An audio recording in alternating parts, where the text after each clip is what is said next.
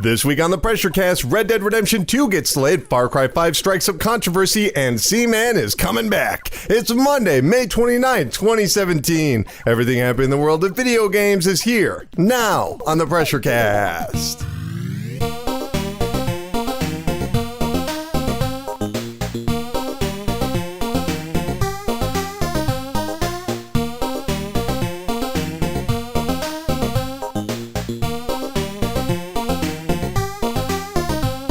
Hey, Pressure Pals, welcome to the 183rd episode of the PRESSURECAST, VideoGamesAreDumb.com's weekly news panic that posts every single Monday on iTunes, Stitcher, YouTube, TuneIn Radio, Google Play Music, and America's longest-running independent newspaper at ShepherdExpress.com. My name is Colin Tanner, and I'm caffeinated, ready to ramble to you about some goddamn video games. But of course, in case you never listened to the PRESSURECAST before, each week the PRESSURECAST slices up the latest video game news, past, present, and future, and jams it into several sensational segments and slams it right into your ears in 2 hours or less. And if you want to contact the PRESSURECAST, let's say you have a question, comment, or concern, it's very easy. All you gotta do is email pressurecast@gmail.com. You can text or call 954-947-7377 and have your text message or voicemail heard on air. Or you can even tweet at VGADumb or leave a comment below on this YouTube page, or go to Facebook and Facebook.com/BGADumb. We have a lot to get to. And by the way, if you didn't catch all that, it's in the description below. Just look right there. We have so much to get to. We're going to be talking about Red Dead. We're going to be talking about, Nintendo stock, which is doing very well right now. We're going to be talking about so many different topics. In case you're wondering what's going on with the background, if you're watching the video, normally we record this show in a studio, but unfortunately the studio right now is being fumigated for some sort of possum. I'm not really sure what's going on there. So we're recording back in the old school game room where we did so many episodes of First Hour and many other things way back in the day, and I'm feeling kind of nostalgic about this. I'm feeling, just taking a trip down memory. What was that? Like I was saying though, I'm just feeling really nostalgic. Good Lord, what? I swear I just heard something in the background. But like I was saying, it's boop, boop. Oh, wait, I know what that sound was. It's the hype train! Feel the PR vibrations as we barrel towards video game satisfaction station on the hype train. This is the part of the show where we talk about all the upcoming video games and events to get you hyped up to spend all your money and become a video game guru. And of course, we're starting off with arguably the biggest news story of the week. Red Dead Redemption 2 has been delayed. It is now going to be released in spring of 2018. What a shocker, I know. They actually delayed a Rockstar game. Well, the news was confirmed by Take-Two CEO Strauss Zelnick, who actually released a statement that was predictably dry, yet reassuring. Here it is. Quote, "The purpose of the delay for Red Dead Redemption 2 is to make sure we deliver the most extraordinary game we're capable of providing. We have not run into particular issues. We are building a new game from the ground up for the first time for new generation consoles." It's hard to believe that, but that's true. There are no Rockstar games that were built from the ground up for the PlayStation 4 or for the Xbox One. It's kind of a shocker. We want to make sure that the appropriate time is taken to do the very best we can, and that's what consumers expect of Rockstar games, and that's what Rockstar Games typically delivers. So we support emphatically the label's decision, and we are utterly confident that it will prove in time to be wise, first and foremost creatively, and artistically, economically as well. End quote. Zelnick dismissed any concerns over the game missing the holiday season this year, or that it would affect sales, pointing out that the original Red Dead Redemption released in May of 2010 with over 15 million copies shipped as of this year, February. In a related note, Rockstar also released a series of screenshots last week because it's 2017 and only Rockstar can get away with just releasing screenshots instead of trailers. Just astounding. Yes, I, like you, am disappointed. I'm saddened. I wanted to play Red Dead Redemption this year. But I've been a fan of Rockstar games all the way back from the very first GTA, back when they were known as DMA design. And let me tell you, delays are the norm. However, in all of this news, I think the thing that surprised me the most is to realize that Red Dead has only shipped 15 million copies. I mean, compared to Grand Theft Auto, which has sold over 80 million copies of Grand Theft Auto 5, that's only a drop in the bucket. Hell, that's less than Call of Duty sells annually and has since 2009 or 2007. Yes, every year Call of Duty outsells Red Dead Redemption's lifetime sales. That seems impossible, right? But this announcement caused Take-Two stock to abruptly drop by 9%. So what's the deal? Why exactly does Red Dead Redemption 2 feel so much bigger than it actually is going to be? You know, I mean, well, why does it feel it's so big, even though the first one didn't sell that well compared to many other franchises? Well, if I had to guess, it's because sequels are generally bigger games. I forget where I read this, but people are more likely to buy sequels to games they've never played than new IPs, which doesn't make any sense if you think about it, because it's the same kind of gamble. Either you're both cases you're buying a game that you've never heard of, but they see the number 2 and they assume that the series is good and successful, so they pick it up.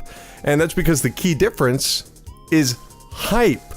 We're in the hype train. Enthusiasm is infectious. If everyone else is counting down the days to the big sequel to something, chances are you're going to hear about it. I always like to point out this example. Look what they do with the Marvel movies. That's how it all works. You get people really hyped up for this, and then before you know it, people are like, I can't wait for Ant-Man. It's like, what? That's bonkers. As for Red Dead Redemption being released in spring, that makes sense to me. Grand Theft Auto 4 was released in spring, as was the original Red Dead. Even GTA 5, I think, was supposed to be released in spring of 2012 before it got delayed, much like we're dealing with right now.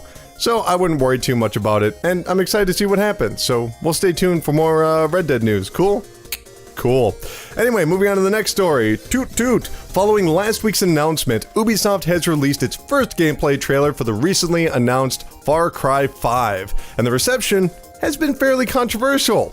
Taking place in Hope Country, Montana, players will take on the role of a newly hired sheriff who arrives in town only to discover the entire county is occupied by the nationalist cult known as Eden's Gate.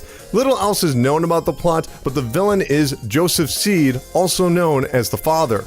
Keeping with the series tradition, Far Cry 5 will feature plenty of vehicles, shooting, ferocious natural animals, all within a large open world. Far Cry 5 is set to launch on the Xbox One, PC, and PlayStation 4 February 27th of next year.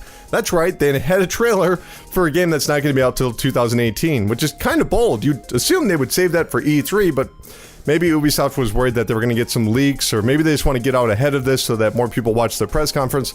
I don't know. But in case you haven't seen the trailer or looked at the poster, it's fairly creepy. There are people with the words sinner carved into their back, like someone took a blade and carved sinner in their back, and they're handcuffed. It looks really disturbing. There's lots of American flags and religious imagery, you know, kind of alluding to Christianity, and there's these hardened townsfolk that are preparing for a war against this cult. So, you know, some people are upset because some people are very protective of Christianity and patriotism, and they've been very vocal on Twitter saying, hey, I don't like the idea that this video game is demonizing, what I like. They're being disrespectful. You know, why is Ubisoft doing this? Do they have a political agenda? Now, I'm not going to pretend like this is a large group of people, because it wasn't. You know, it's just a group that was the vocal minority, you know, on Twitter. And it got a lot of attention, and it got some articles. But of course, I've seen some people have, you know, one response to all this. If you don't like it, don't buy it. I love that. How insightful of you. Yeah, because money is free speech, I guess. No. People can be totally upset about this. But I do have some food for thought about why Far Cry 5 setting is actually pretty cool. See, starting with Far Cry 2, the series has tackled a number of real-world topics that don't normally get covered in video games. I mean, Part 2 was about the destruction of poor country as a result of war profiteers. Part 3 was about the white cultural appropriation, you know, the superficial adoption of tribal rituals that you see in today. Part 4 was about the uncomfortable truth that global superpowers leave dictators in place just out of economic convenience. Now, I know what you're thinking. What about Far Cry Primal and Blood Dragon? Well, they're actually about some things, but we just don't have enough time to cover them. So how exactly do you take this Far Cry series, this series that goes after different countries, how do you take that and adopt it into an American setting.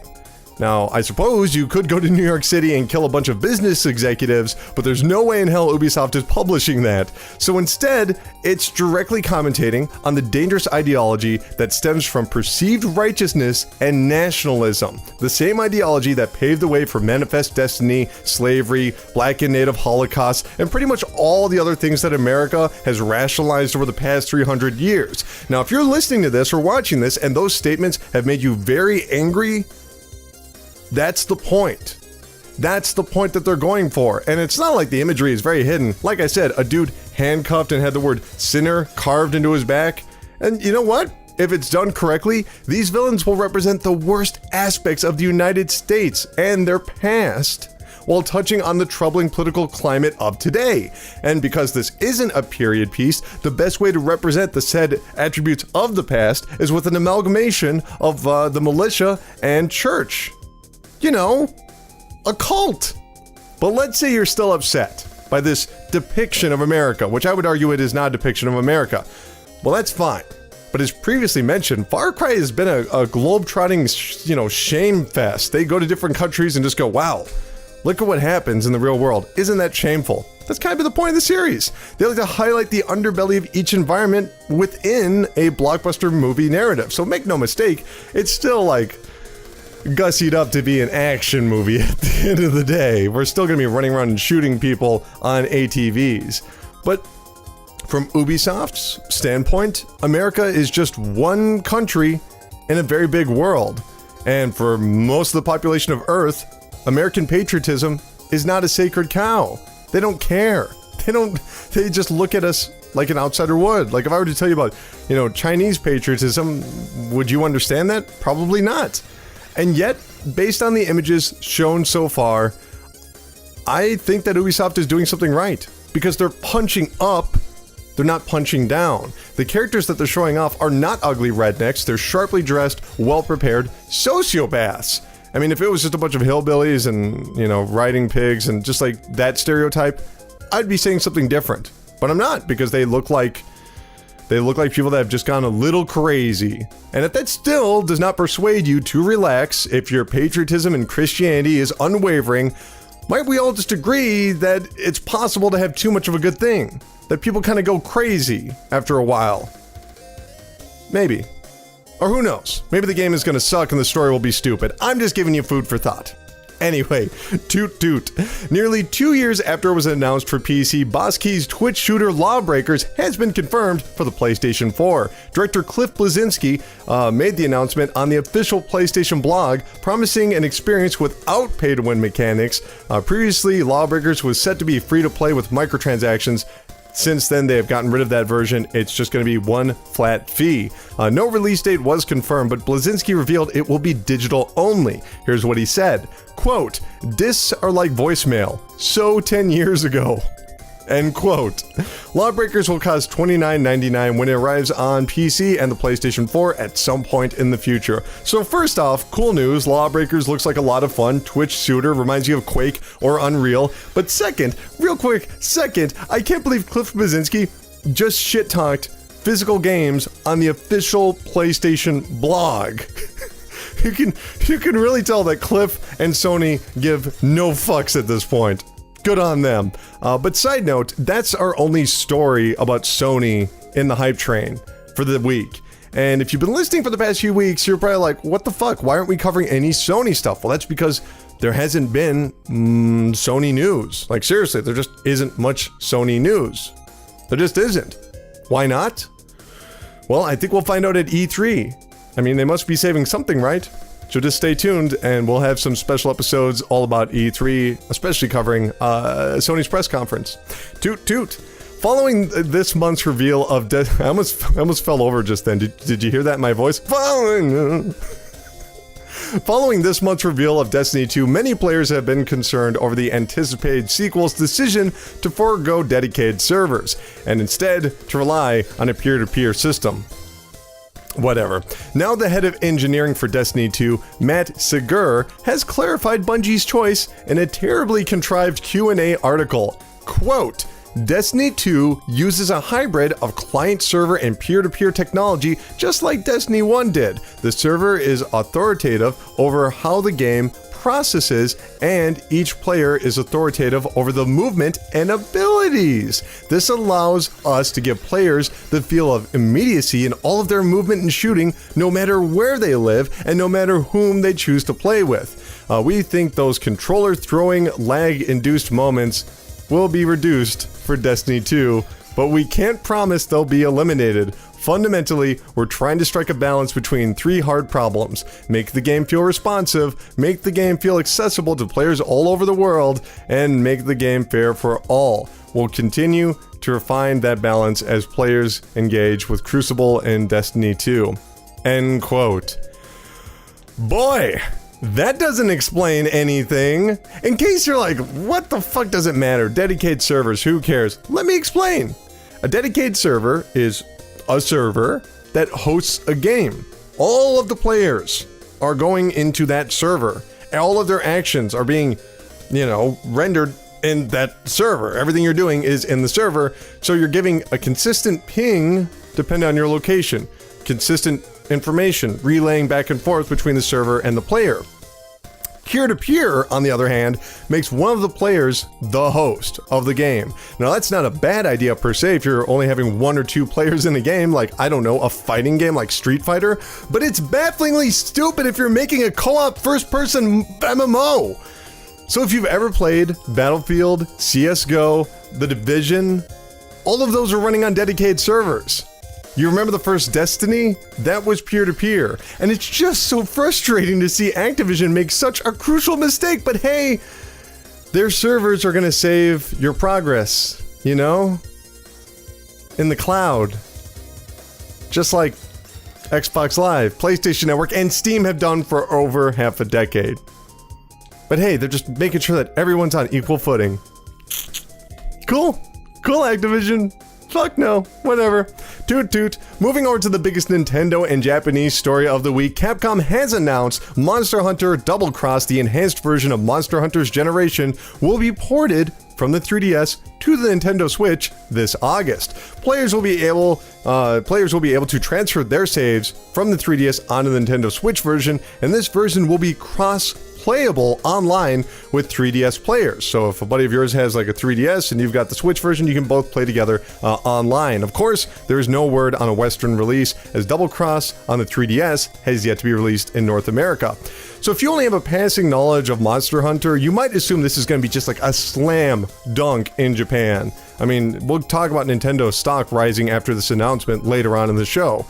But frankly, just as somebody that looks at these numbers and whatnot, I'm not that positive. You see, Monster Hunter, the brand, is very big in Japan.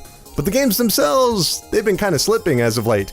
Now, this is due to Double Cross being a re-release of 2015's Generations. But if that's the case, will Japan be excited for a 2-year-old game with bonus features on their brand new console?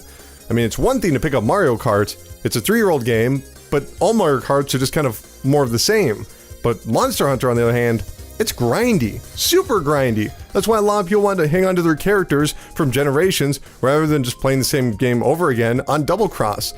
My guess is that it's going to do pretty well, but it will not outsell Generations first week. But this is coming out in August, so feel free to let me know that I made this prediction and that I'm wrong in August. I don't think I will be. And I want to clarify one more time, Double Cross on the Switch will not outsell Generations first week on 3DS. We'll have very specific numbers then. Get in contact with me. Toot toot. Speaking of terrifying monsters, last week the first image of the long-rumored Mario Plus Rabbids Kingdom Battle was leaked online.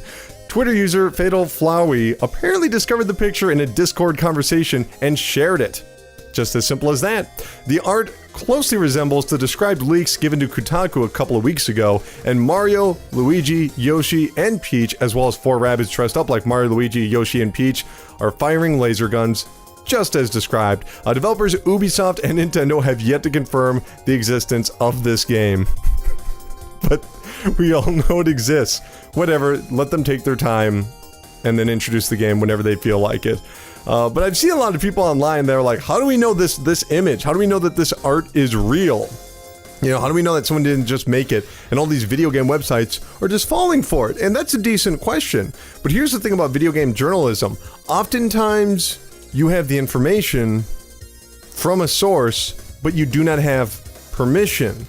And if you want to maintain those relationships with those sources to give you that information that you can put online and get lots of clicks and, you know, ad revenue, you have to protect your sources. That means that you don't run with every little thing they tell you. Otherwise, maybe the company will be like, oh, we figured out who's leaking everything. Because we saw that guy hang out with a journalist, you know? Whatever. But chances are, a lot of journalists have already seen this picture, you know, the Mario and the Rabbids. And, you know, especially with E3 coming up, because there's Judges Week that just happened last week, a lot of people have seen this game already. But now there's a third party leaking this image on social media. It's fair game. It's out there in the opening. And so all the people that already knew what this image was, they can now publish it because they're not going to get anybody in trouble. And I know that sounds crazy, but it's true. Take it from me. I have been there. For real. And it's always weird. As for the game itself, we'll talk more about it when E3 happens, but I'm going to be keeping an open mind. I'm excited to see what Ubisoft does on the Switch, especially graphically, because they usually know how to really pull out the most power out of, Nintendo consoles. Toot toot! And lastly for Nintendo and the hype train, Unreal Engine 4 is now fully supported on the Nintendo Switch, far and away the most popular game engine of last generation. Unreal 4 continues to be used in a wide range of third-party games, from Dragon Quest XI and Kingdom Hearts 3 to Lawbreakers and Darksiders 3. Long story short, Unreal has exited a form of beta on the Switch, which is not really surprising to anyone at all. Not me. I'm not surprised, you know, but the reason it's not surprising is because Rime and Dragon Quest were already confirmed for the console, and those are made on Unreal. But I do see some people assuming that this is naturally going to give the Switch more third-party games, and I guess that's true. Like, if it didn't have Unreal, it would obviously have less third-party games, but the only reason companies are going to publish and develop for the Switch is if it's always part of the plan, because the Switch, as we all know, just isn't that powerful, and there's no way they're just going to scale down some gorgeous game into a horrible, ugly version and then just launch it on the Switch. At least I hope they don't, because that's never good. Besides, the Switch has a lot of unique features. Don't you want a version of a game that's really designed around it? Kind of like VR. You don't want just the same game put onto VR. You want it to be customized, right? Right. Maybe it's just me. Toot toot. Moving over to Xbox news, we had the free games for the month of June for Games with Gold. I could have said that better, but I did not. As always, we cover the news on a weekly basis, and Sony has yet to reveal the PlayStation Plus games for the week, or for the month of June. When they announce it, we'll cover that. Cool? Because I always get that question. When we cover Xbox, they're like, why don't you cover Sony? And when we cover Sony, why don't you cover Xbox? So just keep in mind, Sony hasn't announced yet. Cool? Anyway, on the Xbox One, Speedrunners is going to be available on June 1st through the 30th. This is an indie 4-player local co-op game. Looks really cool. Lots of platforming and vine swinging, and just, you know, fast frame rate, pixel art. Looks alright. And then on June 16th through June 15th, Watch Dogs, yes, the original Watch Dogs, will be free on the Xbox One. We'll talk more about that in a second. And also, Phantom Dust multiplayer DLC. In case you don't know, Phantom Dust went free for gold subscribers last week, and they're just gonna add a bunch of DLC. If you've never played Phantom Dust, it's actually pretty good. It's like a cross between a card battling game and a third-person shooter with multiplayer. If that sounds weird, just look up a video. It'll make total sense after like 15 minutes. Over on the Xbox 360, Assassin's Creed 3 will be available from June 1st through the 15th, and Dragon Age Origins will be available from June 16th through the 30th. That's pretty cool, I think. Nope, wait, no, because they don't have Dragon Age 2. Is Dragon Age 2 backwards compatible? I don't know, but that would kind of spoil the whole thing, because you can connect the games together. Anyway, this is a fairly bland month. Let's be honest. Don't get me wrong, these are big games. They're just not very exciting games, if you ask me. But let's play conspiracy theorist for just a moment. It's pretty much confirmed that a new Assassin's Creed is going to be shown at this year's E3. So it makes sense that Ubisoft is going to release Assassin's Creed 3 on Games with Gold to promote the franchise. Makes sense? Does to me. But what does that say about Watch Dogs? Why is Watch Dogs free in the same month as E3? No, I'm not saying that there's going to be a Watch Dogs 3, but maybe we'll see a little something at this year's E3, you know what I mean? Think about it. Toot toot. In related news, Microsoft has added even more games to their Xbox One backwards compatibility program. They are Shinobi, Shadow Assault Tenchu, Limolo, and Matt Hazard Bloodbath and Beyond. Are these games any good? Absolutely not. But also in related news, last week Microsoft launched their brand new Xbox Game Pass. It's sort of a Netflix for games where users can spend $10 a month to have access to over 100 rotating Xbox One and Xbox 360 games. And there is good news for Gold subscribers. You now have access to a 14-day free trial starting on June 1st. We'll have to wait and see how that shakes out. I'm sure Microsoft will have more news about that during E3. Toot toot. Now, this is probably my favorite part about the entire show. There were a bunch of fairly obscure Japanese games that were announced for re-releases and sequels on modern consoles just this past week. It's crazy. Like, really obscure games. First off, Grasshopper Manufacturing is following up their recent remaster of the 1999 adventure game, The Silver Case, by remastering its episodic mobile sequel, The 25th Ward. Just like The Silver Case, The 25th Ward was never translated into English when it was released in 2007. Details are few and far between, but according to the trailer, quote, correctness, matchmaking, placebo, kill the life, end quote. And I think we all know what that means. So I reviewed The Silver Case. It was just released on the PlayStation 4, I want to say about a month ago. And I highly recommend that you watch my review, because it's a great review. It's just such an insightful review. But I'll admit, I didn't like the game. Spoiler alert, I did not enjoy it, even though I'm a huge fan of the director, Suda51. And yet, I'm still excited to play The 25th Ward. It might sound silly, but even though I'm a critic, or I critique games, I wanted to call it, whatever. I'm a critic, I've done enough reviews, but quality has very little meaning to me in the grand scheme of things. At the end of the day, my dream would be able to play every single video game, no matter how I felt about it, every single video game, just because it would give me an insight into the vision of the creator and the team that made it. That would be so awesome, and I'm happy to see these obscure Japanese games getting released in America. Even if they're not that good, even if I'm not the audience for it, I just like knowing they're available. That's kind of insane, but you know what I mean. Toot toot. Moving over to Capcom, the 2013 fantasy open world game Dragon's Dogma Dark Arisen is being re-released on the PlayStation 4 and Xbox One. Dark Arisen itself is an enhanced re-release of 2012's Dragon's Dogma and was ported to the PC early last year. That's really the whole story. I'm really happy to see this though. It's funny, despite being so original and so much fun, no one remembers Dragon's Dogma.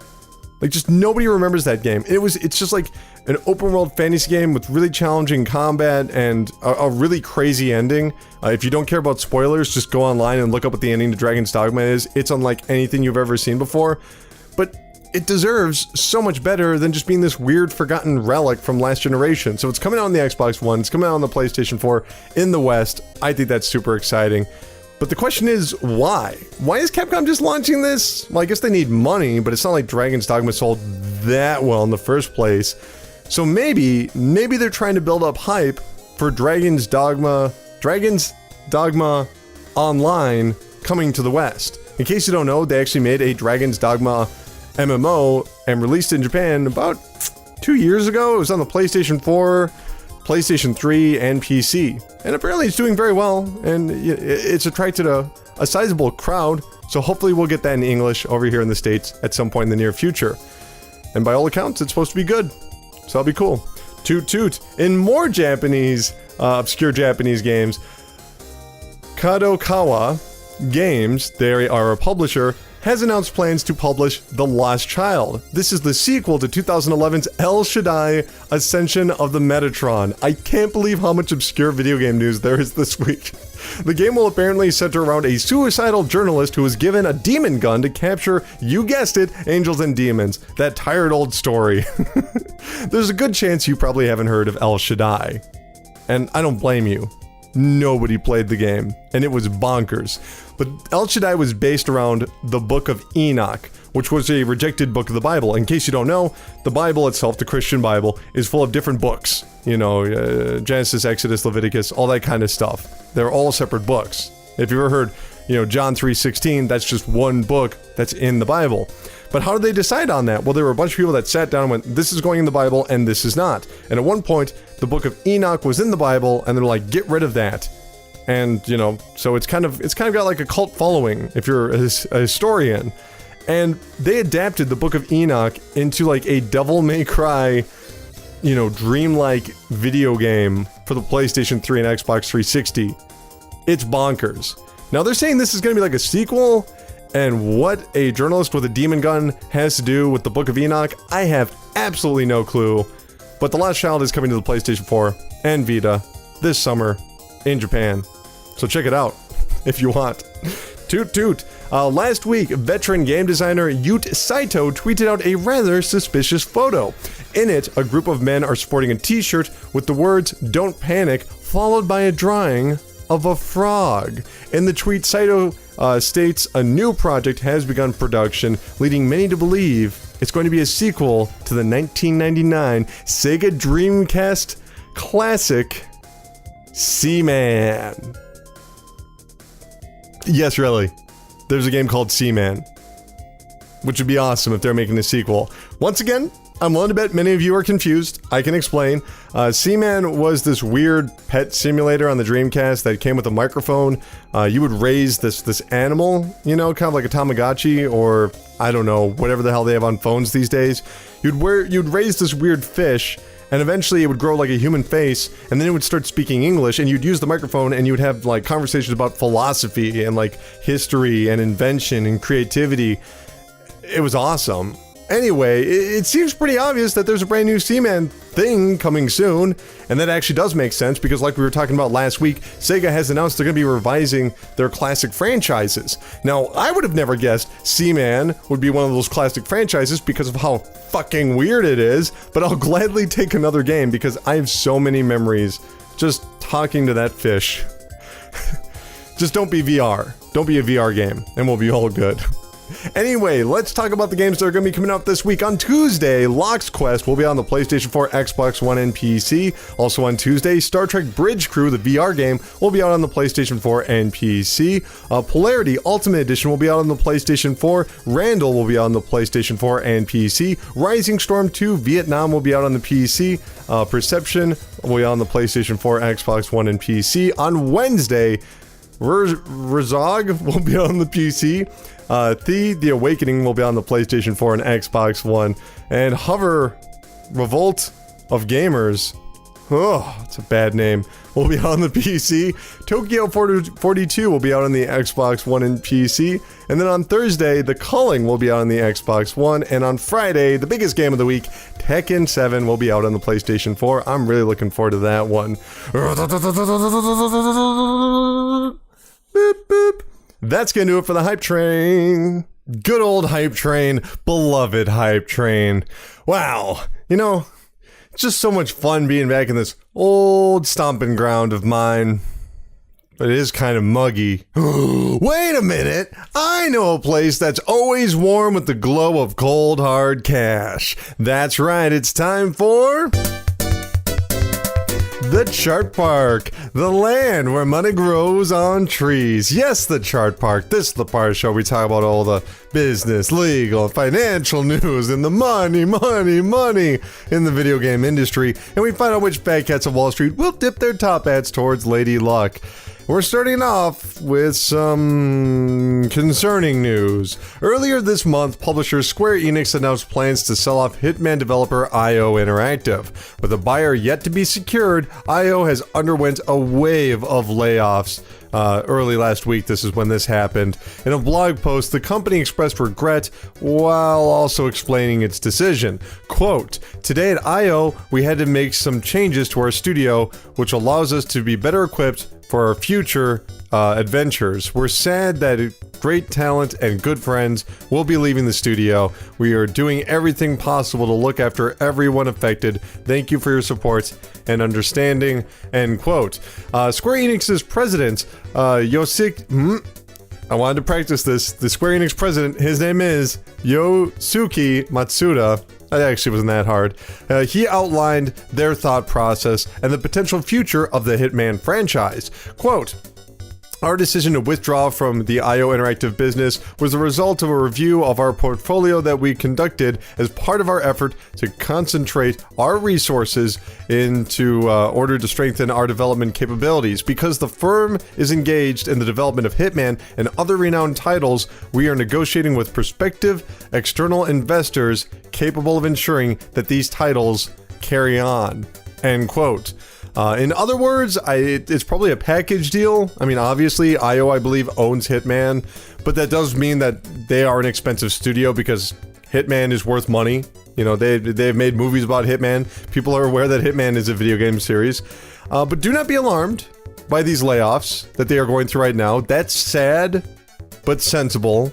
Given the situation, they do not have that buyer just yet. Still, at the end of the day, I still can't help but feel that Square Enix is making a mistake. I mean, Hitman might have sold terribly, but it was critically acclaimed, and I'm positive that a sequel, if marketed correctly, would sell much better. I mean, look at what we were talking about earlier with Red Dead Redemption.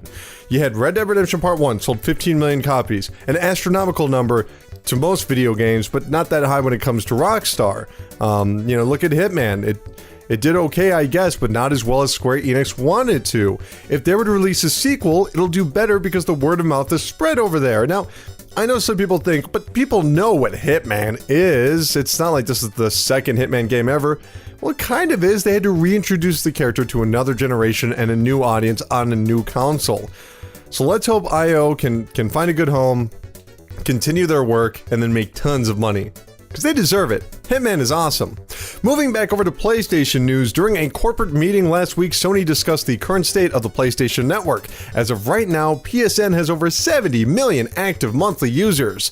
So 70 million accounts that use PlayStation Network monthly. Make sense? Probably.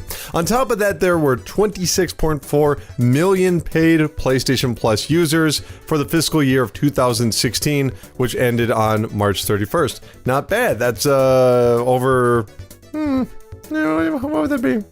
I guess about... whatever. It's over 30%. Of all of their users are actually paying for PlayStation Plus. Also, Sony once again committed to its forecast of 78 million PlayStation 4s sold by the end of fiscal year 2017. You know, one of my favorite things about these stories are the graphs that they use in these financial meetings. Like, they have these bar graphs. Like, there are two solid blue lines. One is about 2014 and one is about 2016, and it's showing all the paid PlayStation Plus users. And then 2017 has like this light blue bar that like vaguely fades out at the end, like it's going into the afterlife or it's going into heaven. I don't know, it cracked me up. Anyway, 70 million active users every single month. Pretty darn impressive. That's about 14 million more than Xbox has right now. But to be clear, this is not just on the PlayStation 4. Currently, PlayStation Network is available on the PlayStation 3. It's available on the Vita. We're available on... Is it available on PSP still? It might be. I can't remember if they discontinued that or not. But yeah, it's available on maybe up to 4 consoles, but absolutely 3 consoles. And, not all of those are paid users. Now, it's likely most of these are PlayStation 4s, but, just because of all the patches and digital content that's out there. But we don't really know. So Sony, why are you hiding the real numbers? I'm just kidding. Let's roll over to Nintendo again. Thanks to let's try that again. Thanks mostly to the success of the Nintendo Switch, Nintendo's stock options. What am I? Let me try this story all over again. Take 2. All right, I'm gonna get into character. All right. Okay, good. Thanks mostly to the success of the Nintendo Switch, Nintendo's stock reached $284 a share early last week. To put that in perspective, $284 is the highest their stock has been valued since April of 2010, which, man, that was a long time ago, and that's when many consider the end of the Wii boom.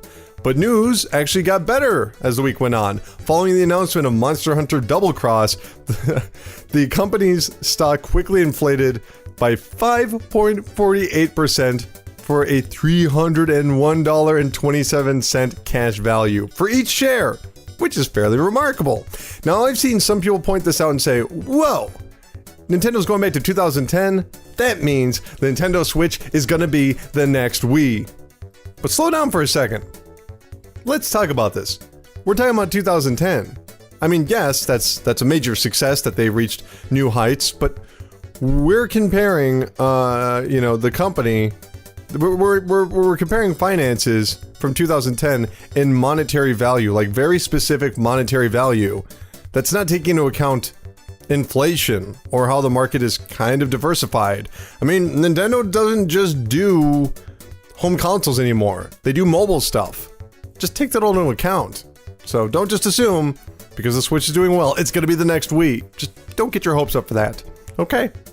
Okay. Anyway, let's touch on some real-world tragedies. This next story is kind of sad because I'm sure, as many of you have heard, last Monday, 22 million people were killed in a terrorist bombing in Manchester, England. What does this have to do with video games? Well, the developers, The Farm 51, have decided to postpone their highly violent video game Get Even. Quote, "Given recent events and out of respect, we've decided to postpone the commercial release of Get Even. We would like to express our deepest condolences to everyone concerned." End quote. Get Even was originally set to be released last week, Thursday. All respect to the Farm 51, it takes a lot of guts to go through with a delay, but it's not like this is the first time a game has been delayed over a terrorist attack. In fact, the original Grand Theft Auto 3, the very first 3D Grand Theft Auto, I remember back in 2001, I was counting down the days. I couldn't wait for Grand Theft Auto 3 because I was a huge Grand Theft Auto fan, as I mentioned before. And then 9/11 happened, and they pushed the game back by 3 weeks. It was bullshit, because they wanted to change a few things. They wanted to make the cars look different. Now, think about that, though. This was September 11th, and the game was going to be out in early October. That's insane. I mean, this is before digital distribution. They actually had to push back the schedule to print discs and put it on trucks and ship it out. Not to mention, changing all the art in the game. So that was a really quick turnaround. But yes, the Manchester attack, it's fucking senseless. It's crazy. And kudos to the Farm 51 for maybe being like, people probably aren't in the mood for this right now. Which is true. That's usually what happens. When real-world violence happens, people like to have fantasy. They don't like to see so many bullets. Anyway, let's move over to some positive news. Last week, we got our first look at the new Castlevania animated series and a new trailer. Much of the series iconography is briefly shown, including whips, skeletons, Belmonts, and of course, the castle. Castlevania will premiere on Netflix on July 7th, with a second season already planned to be released next year in 2018. So in case you don't know, I'm a pretty big fan of Castlevania. How big of a fan of Castlevania am I? Well, when I bought a DualShock 4 before I had a PlayStation 4, because you gotta remember, they released the DualShock 4 and then they released the PlayStation 4. So I had this DualShock 4, I'm like, what am I gonna do with this? Well, I plugged it into my PC and I played an emulated version of Castlevania 3, the original Famicom release, with the original audio. So yeah, I'm a pretty big Castlevania fan. Whenever I get an opportunity, I play Castlevania. In fact, when I think of all my favorite franchises of all time, Castlevania is right up there. And what I'm trying to say is I'm pretty protective about Castlevania. I'm pretty reluctant over an animated series being made in America. But when I watched the trailer, it was short. There wasn't a whole lot to latch onto, but I think I know where they're going with this. See, back in the day, there were these things called OVAs, original video animation. They made them back in Japan. Basically, it was straight to video animation, and they used to make these out of all sorts of different popular games. I'm sure you've seen clips from the Street Fighter 2 movie. That's an original video animation, but there were also movies done about Fatal Fury, Battle Royale Toshinden, Final Fantasy, just tons and tons and tons of different games. And they were all really weird and hyper-violent. So if that's their goal right now, is to just make some weird, hyper-violent anime stuff, I'm like, cool, awesome, go for it. I'm okay with that, because I don't know, it kind of looks like Vampire Hunter D. Cool. Anyway, moving on. The analyst group Superdata has once again released its monthly list of the best-selling digital games for the month of April, and we're going to count down that list. But before we do, it's worth noting that altogether they pulled in $7.7 billion in video game digital revenue. Just digital, not even physical. $7.7 billion just in the month of April worldwide, and that's up 9% year on year from the month of April last year. Good news. Also keep in mind that this is based around revenue of a single game, so we're not just looking at units sold, we're taking into account DLC and everything else. So here is the top 10 list for the month of April digitally. Number 10 was NBA 2K17, number 9 was Destiny, number 8 was Persona 5, which is really remarkable. Persona 5 did better than NBA and Destiny. Number 7 was Overwatch, number 6 was Call of Duty Black Ops 3, number 5 was Tom Clancy's Ghost Recon Wildlands, number 4 was Call of Duty Infinite Warfare, number 3 was Grand Theft Auto 5, number 2 is Battlefield 1, and number 1 was FIFA. Let's talk about that real quick. FIFA and Battlefield in the 2 and 1 position. That's really good news for EA. But did you notice any games from March weren't on that list? That's right.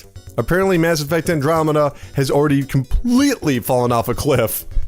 Good riddance, I didn't like that game. Let's go over to the cursed land of tea and crumpets known as England to find out where the 10 best-selling games over there for the week. Number 10 was The Surge, which apparently is like a sci-fi Dark Souls. Apparently it's pretty good. Number 9 was Rocket League. Number 8 was Ghost Recon Wildlands. Number 7 was FIFA 17. Number 6 was Mario Kart 8 Deluxe on the Nintendo Switch. Number 5 was Fire Emblem Echoes Shadows of Valentia. Number 4 was Prey. Number 3 was Grand Theft Auto 5. Number 2 was Farpoint. And number 1 over in the UK was Injustice 2. Worth noting that Farpoint at number 2 makes it the highest VR exclusive game ever on the UK charts. So good for that. Now let's go over to the cursed land of bullet trains known as Japan to find one of the 10 best-selling games over there. Number 10 on the Wii U was The Legend of Zelda Breath of the Wild. Number 9 on the PlayStation 4 was Dark Souls 3, the Fire Fades edition. Number 8 on the PlayStation 4 was Danganronpa 1 and 2 Reloaded. I have a copy of that. I need to open that up sometime. Number 7 on the 3DS was Fire Emblem Echoes Shadows of Valentia. Number 6 was Nier Automata on the PlayStation 4, one of my favorite games of the year. Number 5 was Prey on the PlayStation 4, one of my least favorite games of the year. Number 4 was Dragon Ball Heroes Ultimate X on the 3DS. Number 3 was The Legend of Zelda Breath of the Wild on the Nintendo Switch. Number 2 was Monster Hunter Double Cross on the 3DS. And number 1, of course, was Mario Kart 8 Deluxe on the Nintendo Switch. But what were the best-selling consoles over in Japan? Well, I've got the answers right here. It's the Nintendo Switch with 26,114, new 3DS LL with 13,922, PlayStation 4 with 12,235, PlayStation 4 Pro with 4,989, PlayStation Vita with 4,088, 2DS with 2,732, new 3DS with 1,406. I saw the words new 3DS and went, oh, is there a new 3DS?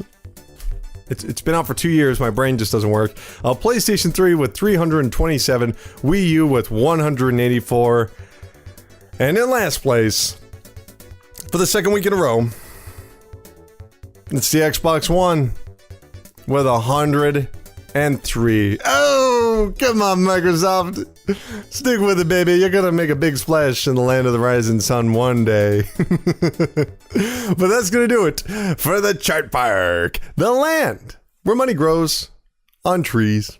We have finally come to our final segment of this show, where we take a look back at the week that was 10 years ago and beyond, and a little something we like to call Strong History. 10 years ago, on the original Xbox, PlayStation 2, Xbox 360, and PC, Hitman Blood Money was released. Now, we were just talking about Hitman, and if you were to ask the most diehard Hitman fans, what's the best game in the series, there's a fairly good chance they'll say Blood Money, which is kind of funny, considering back in 2006, most critics were a little underwhelmed by it, saying it was more of the same, a safe sequel. And that's true, to a certain degree, but Blood Money retains all the same concepts as the prior entries, but it balloons them into new and exciting, grandiosity. That's not a word. For instance, all right, there's this one stage where you're following this target around in New Orleans, and Mardi Gras is going on. Mardi Gras is going on. There's like giant balloons and parades, and you have to follow this person and put on different masks to trick them, and then you get to kill them in a big crowd. Or there's another one where it's in this big skyscraper, and they're having a heaven and hell party. Heaven's on the top floor, hell's on the bottom floor, and you have to kill 2 people that are on each one of those floors.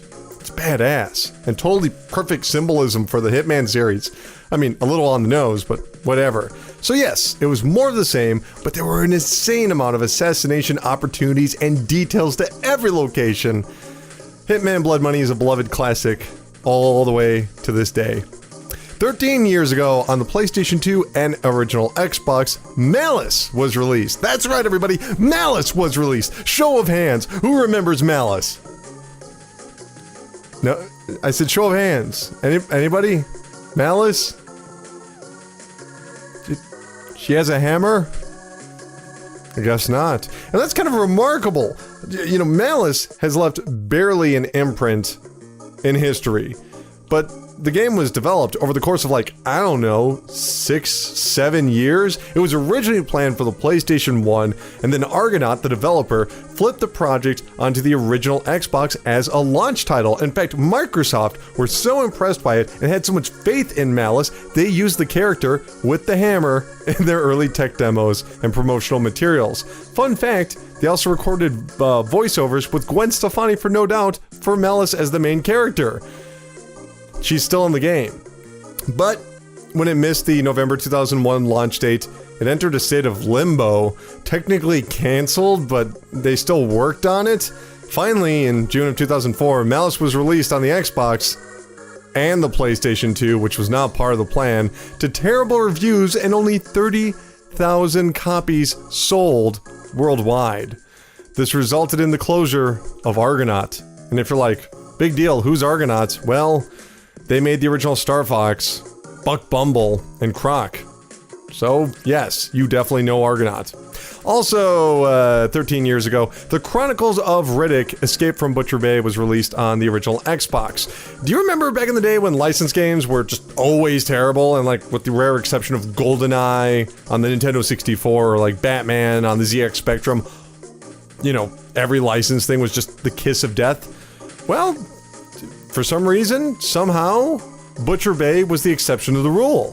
When it launched on the Xbox, not only was it an instant classic, it was a wholly original take on the first-person shooter. Unlike shooters at the time, it was focused on stealth, kind of like Thief, but it also had platforming, and melee, and superpowers, and hardly really any guns at all. Heck, you still don't see that by most first-person games to this day.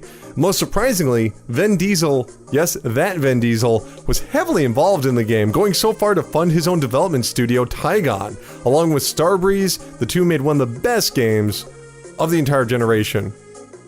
You know what, now that I say it out loud, what is it with first-person shooters and licensed games like GoldenEye? They just work. It's kind of amazing.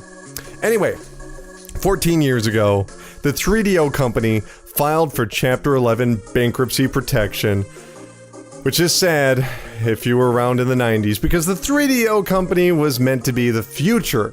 While other console manufacturers were concerned with CD accessories and cartridges, the 3DO was the very first ever stand-alone CD console when it released in 1993. Now technically, there was the Laser Active, but that's a Laserdisc console, but that also released in 1993.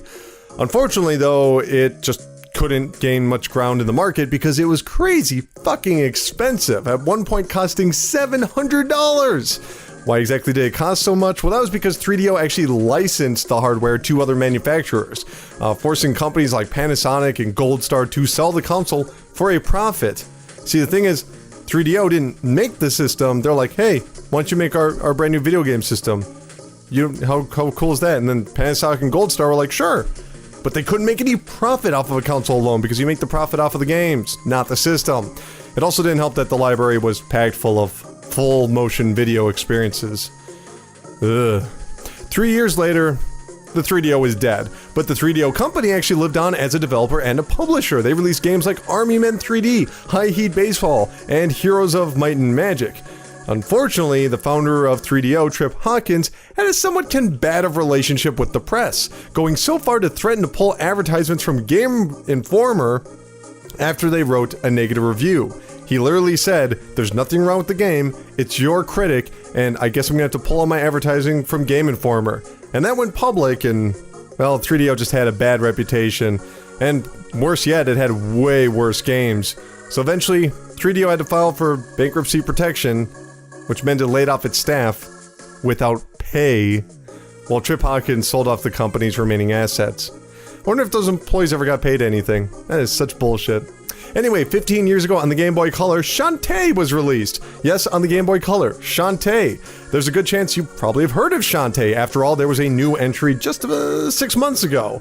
But believe it or not, Shantae survived because of artistic passion instead of financial success. This game was in development for over 5 years. And then when it was published by Capcom in June of 2002, this quirky platformer was praised by critics for its hardware-pushing animations and graphics, as well as NES-style platforming, but the game itself only sold 25,000 copies, leaving the developer way forward to shelve all potential sequels.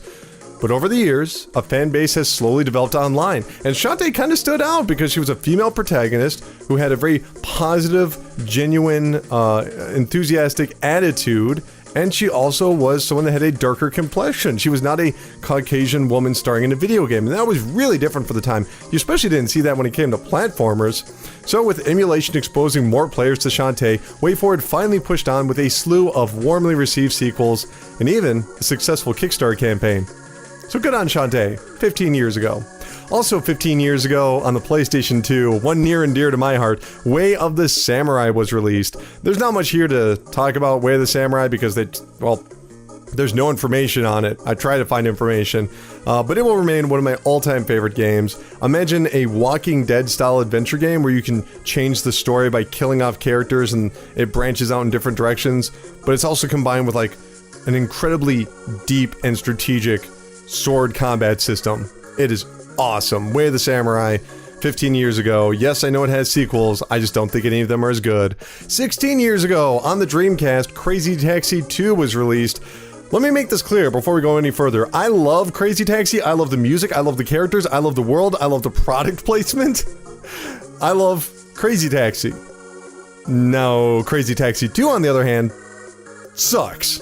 I mean, it took all of the aspects of Crazy Taxi and just threw them away. In case you didn't know, with the original Crazy Taxi, you're a person in a taxi cab, you pick up people, and then you have to drop them off in a certain amount of time, or else it's game over. Crazy Taxi 2, it's the exact same thing, but instead of taking place in like a West Coast town over in, you know, like really sunny with palm trees, they put it in New York City, which meant that you didn't feel very liberated. You couldn't just drive around the entire world. Instead, you were confined by these giant skyscrapers. And it's obvious that the developer knew they made a big mistake because they added a jump button. Why does your car need to jump? Also 16 years ago on the PlayStation 2, Dark Cloud. Yes, Dark Cloud. Way back when the PS2 was first announced, Dark Cloud was one of the few games that was shown off, and it quickly got a lot of attention, even though it was being made by a new developer and it had nothing to do with a previous franchise. All because it was a JRPG. Now, keep in mind, early 2000s, you know, late 90s, JRPGs were the biggest thing on the planet. So when you find out there's a brand new JRPG coming to the brand new PlayStation, well, it's going to get a lot of attention. So when Dark Cloud launched in June of 2000, sales were slow. In fact, it sold less than 1 million copies throughout its lifetime. But it got a lot of attention because of its high-quality storytelling and finely tuned systems. Now, this was all good and well, but developer Level 5 needed to actually bring in some money. But because of how good the game was, more third-party publishers actually brought them on to work on other franchises. Now, 15 years later, or 16 years later, the almost said Factor 5, Level 5 has worked on classics like Dragon Quest VIII, Yokai Watch, Ni no Kuni, and Professor Layton, and it's all thanks to the forgotten Dark Cloud, which also had a pretty damn good sequel. Also, 18 years ago on the Nintendo 64, Superman was released. Yes, that Superman 64. chalk it up to creative differences, but adapting the Man of Steel into a video game is really difficult. Every Superman title from Atari to the NES and even the Genesis was lackluster. But when Titus announced their plans to release a game based on the popular animated series at the time, expectations were a bit raised. After all, consider for a moment this is the very first 3D Superman game ever. Maybe 3D could make all the difference. It didn't. In fact, it was arguably the worst Superman game ever for a number of reasons, starting with the premise. Rather than having Superman save and fight real human beings, Warner Brothers and DC Comics insisted, and keep this in mind, this is Warner Brothers and DC Comics saying, no, the game has to take place in virtual reality, as opposed to the real world. So the entire story takes place in a virtual metropolis with virtual people, which results in Clark Kent flying around virtual rings. Because how the hell else is it going to be VR? Worse yet, another company mandate by DC and Warner Brothers was that Superman's iconic powers had to be limited. That's right. After only a few seconds. After only a few seconds, Superman's heat vision or Arctic breath would just run out. You know, making him just a little less super. Despite being eviscerated by critics, Superman 64 became the #1 best-selling game for the month of June in 1999. Still, Superman is often regarded as one of the worst games of all time. But to be honest, I didn't mind it when it came out, because I had a Game Shark, so I had all the heat vision I wanted, and I was also listening to a lot of Sugar Ray albums, so it was a good time for me. That's a true story, by the way. 18 years ago on the PlayStation 1, Ape Escape was released. Now, when it comes to most titles, game design takes precedent over hardware. But that wasn't the case when Ape Escape released in May of 1999. You see, back in 1997, Sony released something called the Dual Analog Controller, not to be confused with the Dual Shock Controller. This was a PlayStation 1 pad that had two concave analog sticks and these long handles. The problem is that there were hardly any games that supported it, and the Japanese market hated it. They hated it because it was a bigger controller. And so, PlayStation designers went back to the drawing board to address those concerns. And they knew that analog movement would be implemented into the brand new PlayStation 2. They really needed to knock this one out of the park. So this new controller was going to have something that took advantage of it. It needed a killer application, if you will. So, Sony Computer Entertainment of Japan decided to work on something that would use analog controls, and what they created was Ape Escape, a quirky platformer that ironically enough did not include analog camera control. Instead, the left stick was used for movement, while the right stick would manipulate objects like swinging a net to catch an ape that had escaped, or twirling a blade to hover in the air. It was really neat. Critics praised the game's unique controls, and the DualShock soon became embraced by players around the world. As for Ape Escape though, well, it would go on to release over 14 games in the franchise in just over 11 years, but none of them recaptured the magic of the original game. Stranger yet, there were PSP games which couldn't feature the dual analog control because it didn't have two analog sticks in the first place. Hopefully one day, we'll get another Ape Escape. One day. 19 years ago, on the Nintendo 64, Quest 64 was released. So remember how we were talking about Dark Cloud, late 90s, dominated by Japanese role-playing games? Well, that was what was going on. And if you owned a PlayStation 1 or even a Sega Saturn, you were fairly well covered with a lot of good Japanese role-playing games. The Nintendo 64, on the other hand, had zero. None.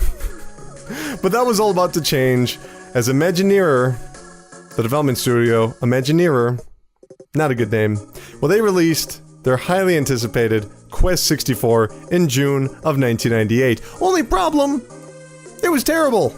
Unlike the JRPGs of the time, Quest 64 was short, it was mostly linear, it was simple, it had this spell system that involved a convoluted real-time movement inside of like a 3D sphere that didn't make any sense, but yet you could still win, like it wasn't that hard, and there wasn't even any money, so there weren't shops, you didn't buy things.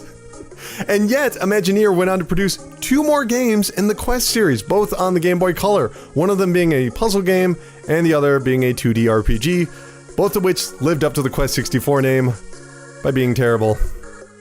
19 years ago, the Game Boy Camera was released. Yes, the Game Boy Camera. If you own a smartphone, which I assume you do, and you're probably listening to this show on a smartphone, you probably aren't all that impressed by the concept of an affordable digital camera. You don't care. You got one right on your phone. But when the Game Boy Camera was launched in 1998, it quickly attracted a passionate following of children and young adults because it was only $50. Yes, it featured, heavily compressed monochrome images, but it was charming at the time. Plus, it had all these mini games and editing tricks that just added to, the fun. The strangest fact is that the legendary composer, the legendary music, let's try this again. What is wrong with me today? The legendary musician, Neil Young, actually used a picture from the Game Boy Camera as the cover to his 2000 album, Silver and Gold. I have no idea who introduced him to the Game Boy Camera, but good for Neil Young. 19 years ago, Vigilante 8 was launched on the PlayStation. Now let's be honest, Vigilante 8 was never that good of a franchise, and the only reason people remember it is because it was a cheap knockoff of Twisted Metal and the only car combat game on the Nintendo 64. Its controls are bad, it's just a bunch of big, empty fields. It's not a good game, basically.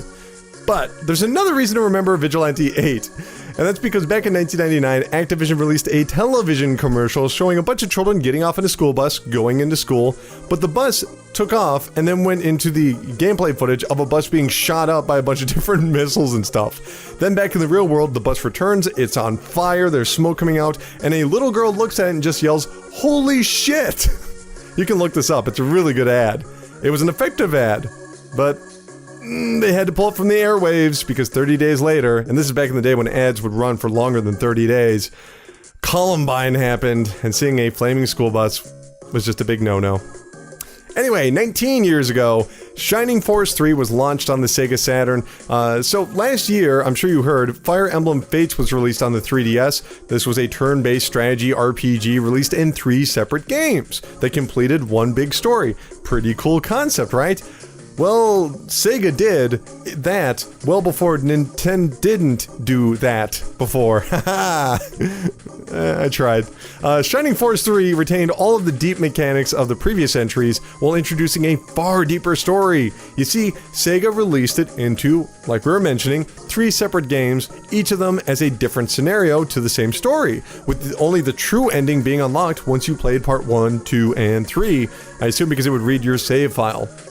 Unfortunately, the fledgling sales of the Saturn in the West resulted in the first game being released.